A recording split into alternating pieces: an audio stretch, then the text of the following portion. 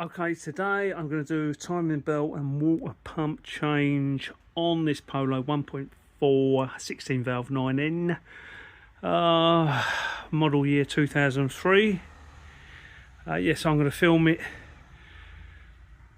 as and when I go along, showing different stages of the procedure.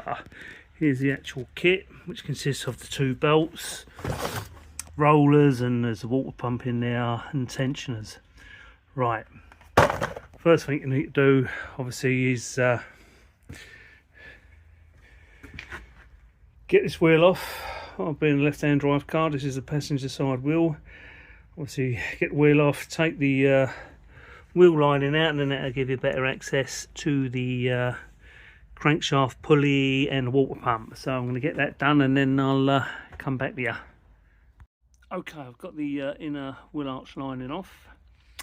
Also, you need to take off the airbox, an engine cover. That just lifts off. There's a bit of vacuum pipe here attached to the underside of it. You just have to slip that off. Also, I take out the spark plugs just so it's easy to turn the engine over. So you need to release these. That gives you more room to play with the cables out, and you just stick a screwdriver in there like that, and that releases a little clip, and then they bend over. Also, you need to remove this. This will be in your way of getting the plugs out. And then obviously you just want to put a bit of paper in there or a rag to stop anything dropping down into there. So that's the next stage.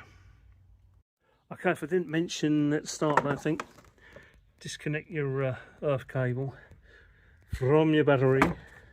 Right, as you can see, I've got all the plugs out. Just cap off the holes with some tissue. You don't want nothing going down there. And obviously you've got to take this alternator belt off, and to do that, because there's only one of me and not two of me, what you've got to do, loosen this bolt, and then there's another bolt just down there, loosen that off.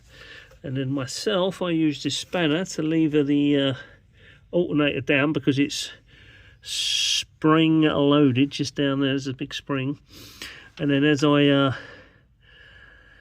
squeezed it down, I tightened the bottom nut up down there to hold it in place. So now I can take off the alternator belt. Other models with air conditioning different, they've got a belt tensioner, which you just turn and release the pressure off the belt. But this hasn't got air conditioning. So yeah, that's how you do that. Okay, I've taken the crankshaft pulley off using my air gun. It's a lot easier. There is a special tool you can buy that clamps either side of the main bolt, so you can hold the pulley and then undo the bolt, but I always find it comes off well with the air gun. So yeah, there's you see there's that locating hole in the crankshaft pulley, and there's the pin it goes on there.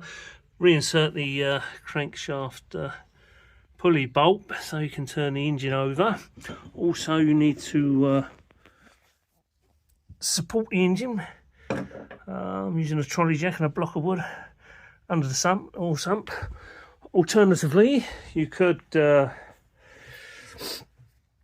strap it here, hook it on here, and strap it to your joist, whatever suits you best.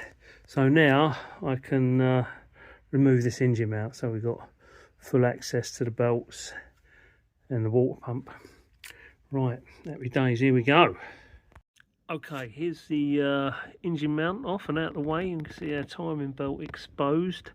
I've turned the crankshaft pulley bolt clockwise to get number one piston top dead center using my rudimentary threaded bar. Obviously you can see this will rise up and rise down depending on where the piston is.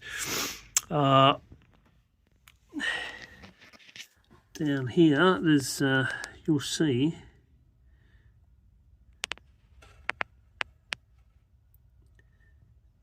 that is slightly chamfered here this one, and this is what you want to line up here with that timing mark, the other end of it, which is on the engine case, as you can see there. So yeah, once you've done that, you'll see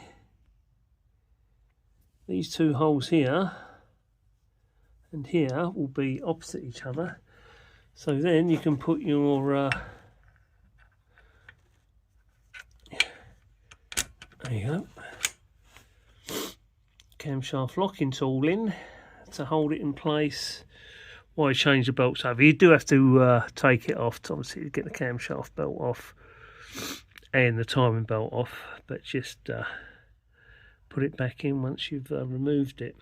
So that's that stage. Right, my next stage is going to be removing the water pump and pulleys and tensioners. Okay, with the new belt on and the new secondary timing belt tensioner on, I'll get your Allen key in here, and then hang on, let's get it in. Right, let's get down here.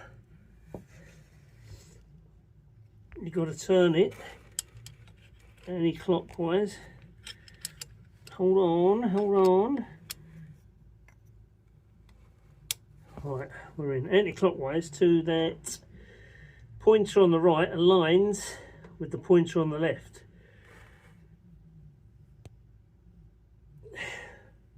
Ooh, got too much.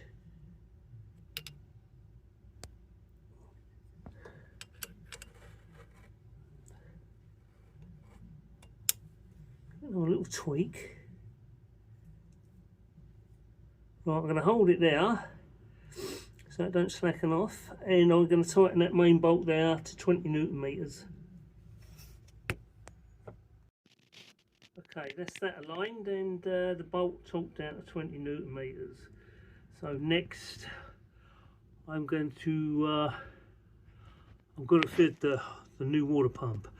I've cleaned off the surface there. So yeah, that's ready to go. Or I'm going to change out the pulleys as well.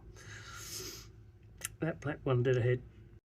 Okay, here we have everything back on, the main timing belt, the water pump, pulleys, etc.